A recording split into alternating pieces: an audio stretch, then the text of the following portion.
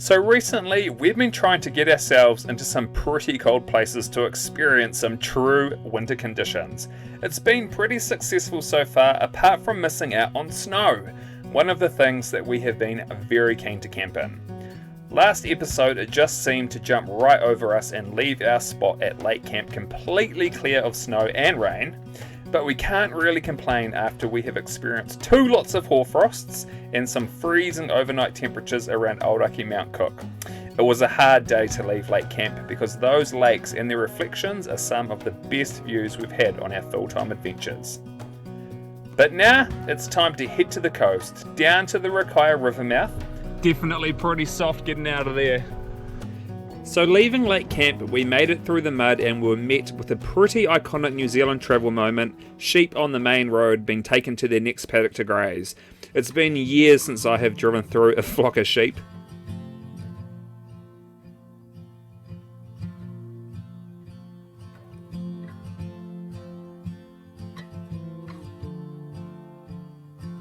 After 6 days up at Lake Camp, it was time for a big grocery shop in Ashburton, and then off to a very windy Rakaia Hut campground. After leaving a nice day up at the lakes, I was not in the best mood to arrive to wind and rain.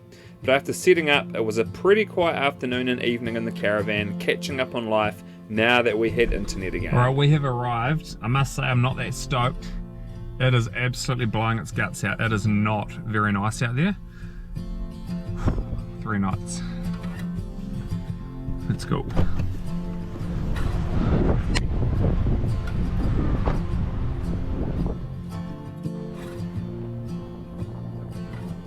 The campground is located on a lagoon of the Rakaia River. This river is massive, especially after rain. It's a huge braided river, but quite a hike from the camping ground.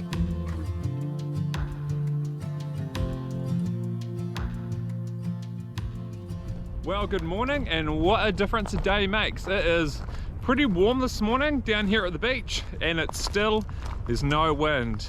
So we're gonna go for a little walk down to the beach. It's actually not as accessible to get to as we thought. Just got to go for a little wander along the edge of the lagoon to get to the water, see how rough it is. I think you can 4-wheel drive down there as well.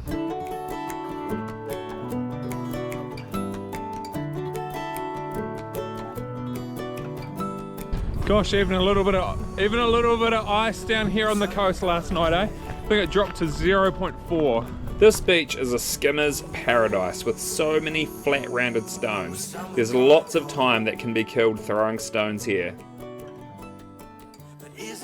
Gil's giving me this massive thing, we'll see how we go. And it was nice to once again be back at the ocean and watching the very rough sea and its crashing waves.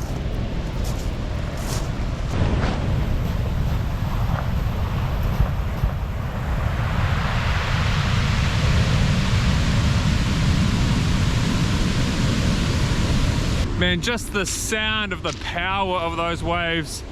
There's some power in there. Respect to the ocean. Well, we've found our way onto a lagoon walkway, which seems to have lots of new native plantings, heaps of cabbage trees. Whoa. So this trail got pretty muddy, rough, wet, and adventurous. I guess this is what it looked like before all the plantings went in on the other side. We did have some fantails or piwakawakas that tagged along on our adventure of mud and trails, and if you're watching from overseas, piwakawaka or fantails are very curious and friendly birds which like to follow along as you go through the forests and see what you're up to. Sometimes it feels like they might even land on you.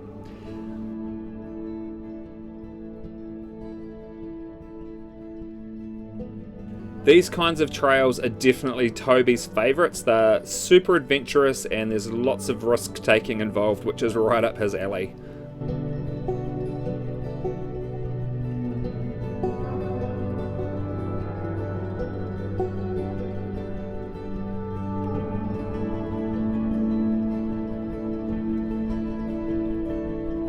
The trail definitely feels like this is a local community project rather than a council-run walkway. I say way to go to the locals, but I would not recommend this trail in winter conditions. Who knows how it looks in the summer? I'm sure it's much easier to navigate when things are drier. But there were a couple of fails on this trail with people falling over, as well as the paddock of cows that we had to walk through. And if you saw a video a while back at Lake Tuterra, you'll know that me and Jade are not keen on being in the same paddock as them. The cows or the bulls we had to walk past charged at us, and lucky for the stick that I picked up along the way and my super growly voice and my decision to run at them, they did back down a few meters away. One of those moments where the camera should have been rolling, but they were charging at poor little Toby as well. One thing's for sure is that we weren't prepared to turn around and backtrack on this trail. Yeah. Now after some rest and some time for the adrenaline to leave my body, me and Toby were out there ready for some fishing. So me and Toby are doing a little bit of fishing at the jetty here. Clearly it's a king tide because this thing's disappearing under the water pretty quickly.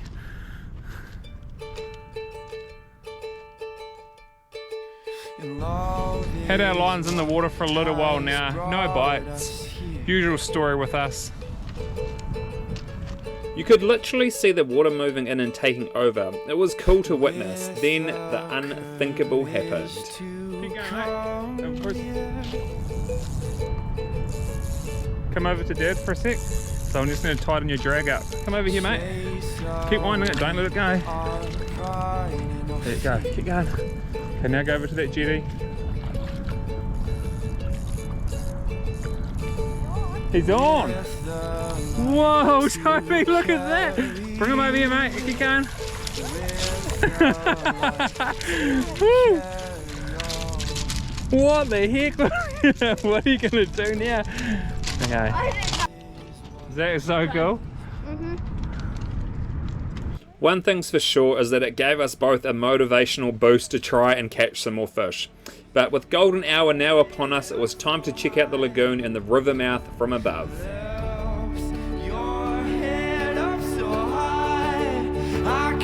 Dark clouds fade away. I can see a dark clouds fade away. Oh, lift your head up so high. Lift your head up so high. I can see a dark clouds fade away. I can see a dark clouds fade away, darling. 'Cause love is what has brought us here.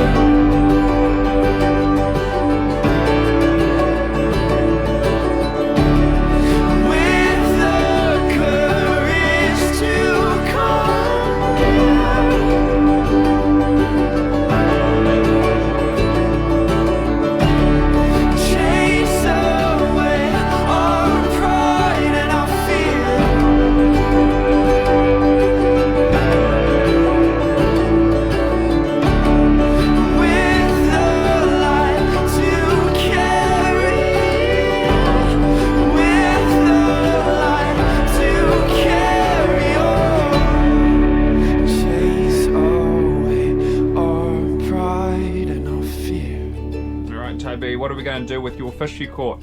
We're going to put some tin oil around it. Tin foil? Yeah. Yeah, and we'll chuck it in the oven and bake it and have it with some crackers, I think. Mm-hmm. Yum.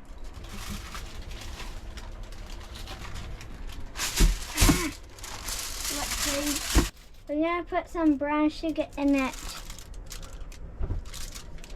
More? Yeah. And then mix that around. I have never cooked a freshwater fish before, so I'm not really sure what I'm doing. It would be nice if we had some lemons or herbs we could chuck in there too. And I don't even know if you're supposed to fully gut it. So if you do know, let us know how we're supposed to cook these things.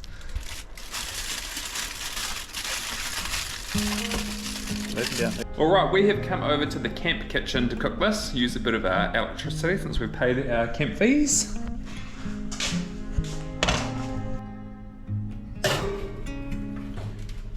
What do you think about tasting it? I don't know. You think it might be yum? Yeah. Alright, okay then. Oh, look at all that juice. Smell it. Whoa, that's good. Here you go, Toby's try that bit. No. What? Looks yellowy. like it. Stop. Have a taste. Is it good? That's really good, Toby. I want to try You should try some. Good. Don't eat Mmm. Toby, have you tasted it? a little bit. And? Is it yum? Are you going to catch more of those Yes. and eat them all? No. What's wrong with this kid? He doesn't really like eating fish. He only likes chicken and vegetables, raw vegetables. Oh, shut up. Whoa! Hey, don't. That's alright, it just meant that there was more for us to eat and it was delicious. Alright, now we've had our entree of brown trout. Now we're having pies and hot chips. It's getting real, it's getting serious in the caravan. Oh, so serious. So if you're watching from overseas, Copeland's Bakery is a pretty cheap bakery in New Zealand. And they do these, they have these mince and vegetable pies. They don't really have much vegetables in them, but $1.35. And mince and cheese is a staple, so I've just put some cheese in mine, chucked it in the oven, so it's pretty cheap dinner for everybody. Yeah. And because Jade's vegetarian, she doesn't get to have a pie, so she ordered eggs with a broken yolk on when it is delivered to her, so here we go. Yep, that's what she actually ordered, with hash browns as well. Yum.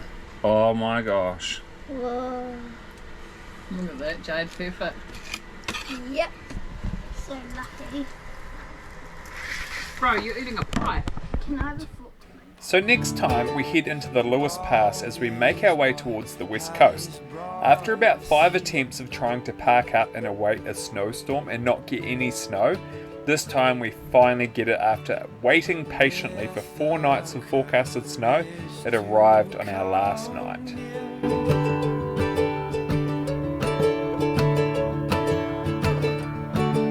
Chase away our pride.